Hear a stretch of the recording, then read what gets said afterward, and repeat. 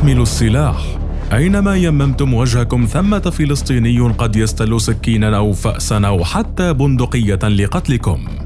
هي رسالة ودعوة أجمع عليها معظم ساسة وزعماء إسرائيل، حتى وصل الأمر بخروج رئيس وزرائهم نفتالي بنت ليعلن عن تشكيل حرس وطني مدني لأول مرة بتاريخ إسرائيل، يجري نشره في المدن لمواجهة العمليات الفلسطينية المسلحة. كل هذا جاء بالتزامن مع تنفيذ إسرائيل أكبر مناورات عسكرية بتاريخها تحمل اسم عربات النار، وتشارك فيها قوات نظامية واحتياط من كل القيادات، الأذرع والهيئات ووحدات الجيش. فما القصة؟ وماذا يحدث داخل إسرائيل؟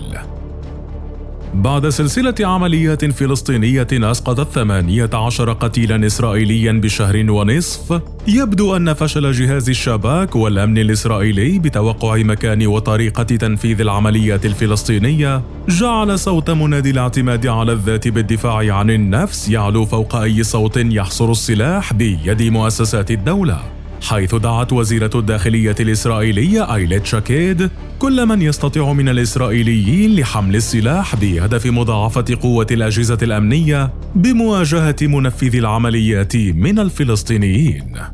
دعوة وزيرة الداخلية لم تأتي خارج سرب تصريحات كبار قادة إسرائيل، حيث سبق لرئيس الوزراء نفتالي بنت دعوة الإسرائيليين الحاصلين على تراخيص حمل السلاح أن يحملوا أسلحتهم معهم. كما ظهر كثير من ساسة إسرائيل على وسائل الإعلام ليشجعوا المدنيين الإسرائيليين على تسليح أنفسهم، حتى أن الأمر وصل بالحاخام إسحاق يوسف كبير الحاخامات السفارديم في إسرائيل اليهود الأرثوذكس للدعوة إلى التسليح بعد عمليتي الطعن في منطقة إلعاد، ما يؤكد التوتر الكبير بالوضع الأمني، خاصة وأن كبير الحاخامات السفارديم نادرا ما يتحدث بأمور خارج الشأن الديني.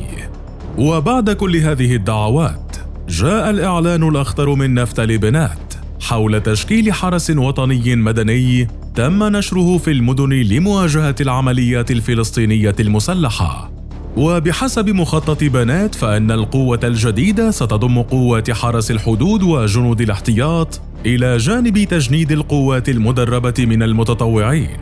حيث سيجري تعريف مجملهم كالحرس الوطني المدني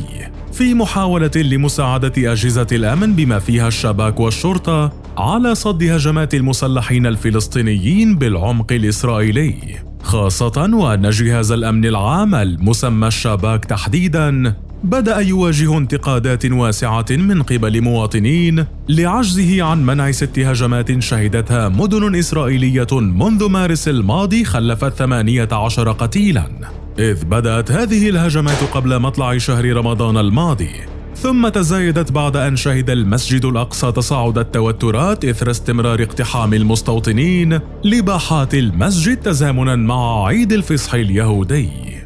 ما زالت كل وسائل إعلام إسرائيل تمتلئ بأصوات الذعر والخوف من العمليات الفلسطينية، وآخرها عملية إلعاد شرقي تل أبيب والتي أدت إلى مقتل 3 مستوطنين إسرائيليين وإصابة آخرين بجروح خطرة، حيث لم يتمالك رئيس وزراء إسرائيل نفسه لينقل مخاوفه لكل إسرائيل ويقول: لقد خرجوا في حملة لقتلنا وهدفهم كسر روحنا. في وقت يبدو الذعر كبيرا داخل إسرائيل من تنفيذ عمليات جديدة تضاف إلى سلسلة عمليات بدأت منذ 22 من مارس الماضي بعملية في مدينة بئر السبع التي أسفرت عن مقتل 4 أشخاص وسقوط عدد من الجرحى، حيث طعن منفذ الهجوم وهو مدرس متهم بالتعامل مع داعش 3 إسرائيليين حتى الموت خارج مركز بيج للتسوق في مدينة بئر السبع، بينما صدمت سيارة يقودها منفذ الهجوم الشخص الرابع.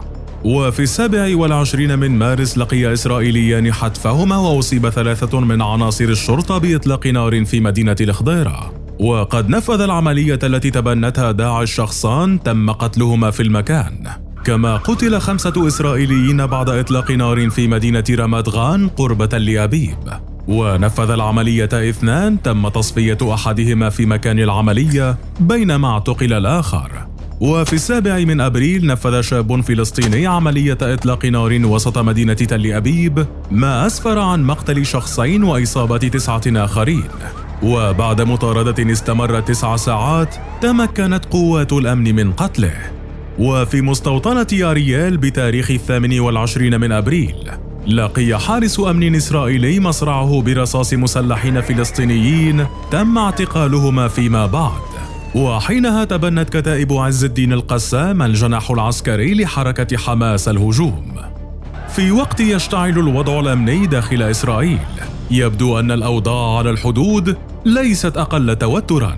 فمع ازدياد العمليات في الداخل، تعلم إسرائيل أن جلها جاء بدعوات من قطاع غزة الذي تسيطر عليه حماس، ما حدا بكثير من المسؤولين السابقين والنواب والسياسيين والصحفيين المطالبة جهارا نهارا بالعودة إلى تنفيذ عمليات اغتيال ضد قادة حماس، وعلى رأسهم يحيى السنوار قائد حماس في غزة، ما سينهي الهدنة التي وضعت أوزار حرب إسرائيل على غزة وأسمتها تل أبيب الجرف الصامد عام 2014، حين توسطت مصر لإنهاء الحرب وتوقف الفصائل الفلسطينية عن قصف إسرائيل بالصواريخ مقابل وقف تل أبيب اغتيال قيادات حماس. واليوم مع توتر الأوضاع أكثر وأكثر وخروج رئيس الوزراء ليؤكد أن جميع القرارات المتعلقة بالمسجد الأقصى ومدينة القدس سيجري اتخاذها من قبل إسرائيل، التي أطلقت أكبر مناورات عسكرية شاملة في تاريخ الجيش الإسرائيلي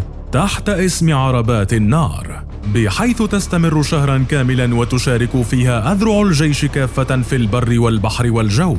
وتشمل جنود الجيش النظامي والاحتياطي بهدف رفع جهوزية جيش إسرائيل لأي سيناريو وتأهيله لخوض معركة طويلة الأمد. وسوف تكون مناورات عربات النار محاكاة لحرب متعددة الجبهات والأبعاد ضد أعداء إسرائيل في الجو والبحر والبر وفي الفضاء السيبراني، ما يشي بأن الحكومة الإسرائيلية اقتربت لترفع حصانة الاغتيالات عن قيادات حماس في غزة، ما ينذر بحرب جديدة بين إسرائيل والفصائل الفلسطينية داخل قطاع غزة.